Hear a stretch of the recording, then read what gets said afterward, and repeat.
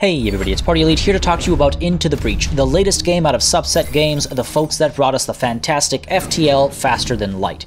As some of you might recall, this was in my list of most anticipated strategy games of 2018, and the developers were kind enough to send me a review copy. As always, that doesn't really affect my opinion, but I want to put it out there for full disclosure. I want to go over my thoughts here, diving into detail where necessary, and if you find yourself interested in the game, feel free to use the Humble Bundle link down below or under the eye at the top right corner of the screen in order to purchase while supporting the channel. So, what is Into the Breach?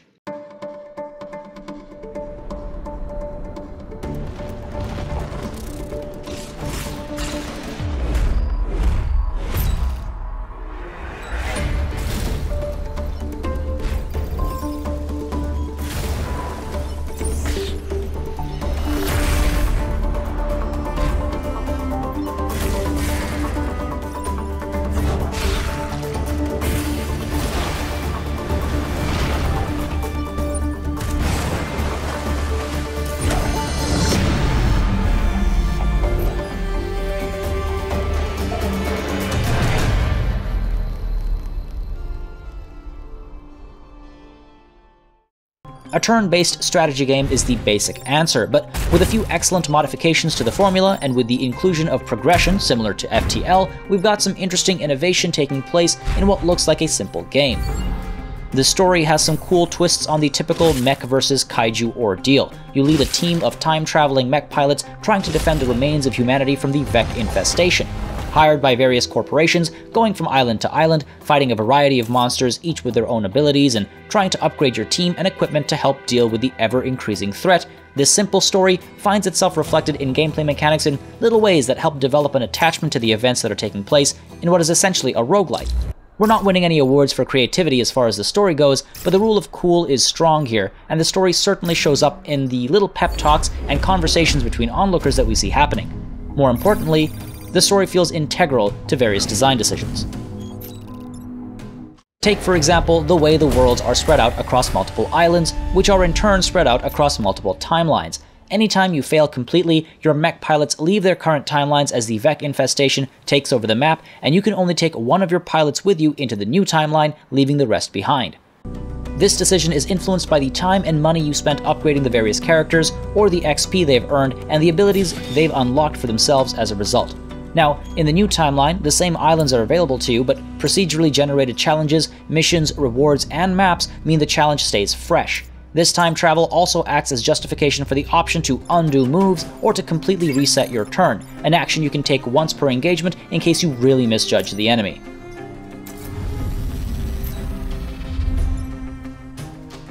Every island is divided into multiple missions, and they can only be seen and tackled if you've completed an adjacent mission.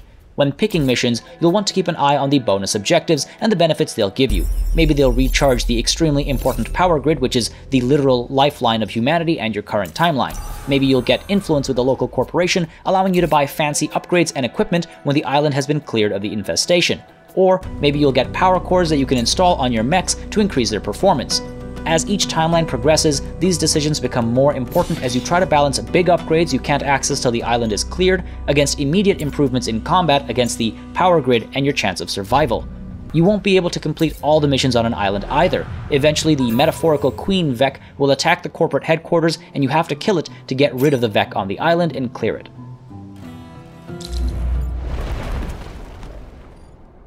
On arriving at the procedurally generated battlefield, the first thing you do is deploy your mechs. The enemy's initial deployment is visible and you must deploy accordingly. Your main objective is just to survive for a given number of turns, but the extra objectives will give you those juicy benefits we were talking about earlier. As for surviving, that means more than just keeping your mechs alive. The structures that you see on the battlefield all have ties to the power grid, and as they fall, so too does the power grid's overall health and your benefits at the end of each mission. Once the power grid is completely drained and reaches zero, the timeline has to be abandoned and you've lost all your progress minus the one pilot you can bring with you to the next timeline.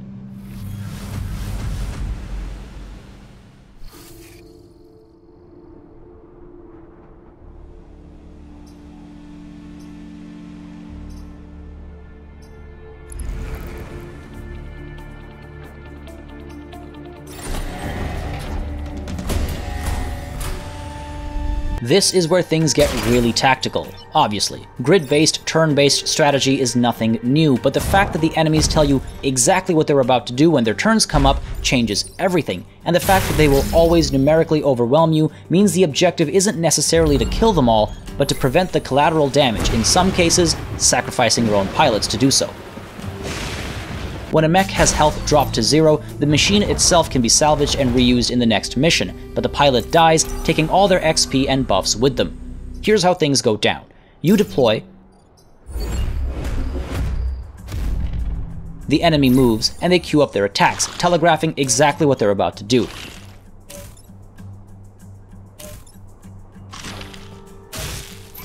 Now it's your turn. Each mech goes in whatever turn order you decide and has 2 action points, one for movement and one for an action such as repairing or attacking. Movement ranges, firing ranges, and angles, they're all decided by the type of mech. Think like chess almost. The effects of these attacks are also determined by the equipment being used. For example, an artillery strike damages where it lands but pushes all adjacent squares outwards, while tank shots or punches damage the target and pushes it back as well. So, while the enemy had the first move, you are able to move them around the battlefield through your attacks, potentially causing them to miss their planned attacks or cancel their attacks by using terrain, or better yet, forcing friendly fire. Beyond the enemy moves being on display, you can also see the turn order of the Vek or see what their capabilities are, and this really allows you to put things in place for some self-destructive tendencies among the Vek. All of a sudden, you're not just treating the Vek as targets, but as tools. Push one into another, and they'll both take some extra damage from the collision. Push one into the path of a shot and protect an allied mech or building. Use one of the bugs to block more of the incoming enemies, forcing them to take damage while doing so and holding back more enemies from the field. These things get more and more complex and interesting as more variables are introduced. For example, there's a type of Vek that buffs others by making them explode on death, damaging adjacent tiles. Do you let it live, hoping to use that collateral damage for yourself, or do you kill it as soon as possible, removing the terrifying buff? Then there's the environment as well. Tidal waves on certain maps roll in to destroy anything adjacent to the coast that isn't flying or amphibious. Friendly airstrikes come in, targeting random areas that you can use to your advantage, but the Vek can too. I really could go on and on about the various approaches one can take and the various methods you'll discover as you play the game, but let's not spoil everything here. And the fact that you know more or less exactly what will happen at any given time is excellent. There's no need to pray to RNGesus here, it's just your tactical prowess against the Vek. You don't lose because of some random dice roll, meaning a 99% hit chance went flying off to the side. You lose because you made a mistake. If anything, there's a touch of dice rolling that simply allows some civilian structures to resist damage, but you cannot rely on that, it's so minimal. This is the meat of the game, and what looks simple on the surface has suddenly become complex and full of replay value, especially when coupled with the upgrading mechanisms and the desire to save humanity.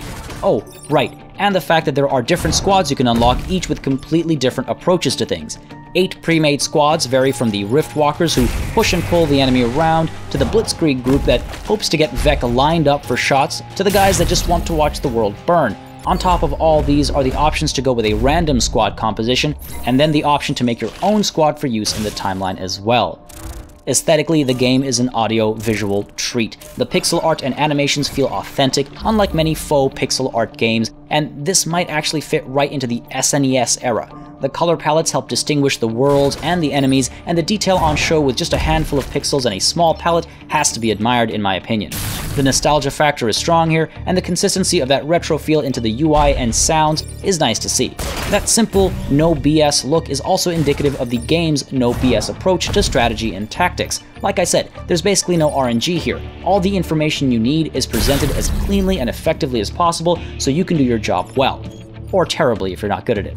All the excess fluff has been removed. Things are clean, functional, and yet beautiful. The only unfortunate association I can see as far as the aesthetic goes is that some might associate it with lame mobile games or old-fashioned. Now that isn't a critique of the art as much as it's an assumption that some might make, and one that I'd like to clear the air about. Even if you're not a fan of this retro look, give the game a try if you're itching for a strategy game you can keep going back to.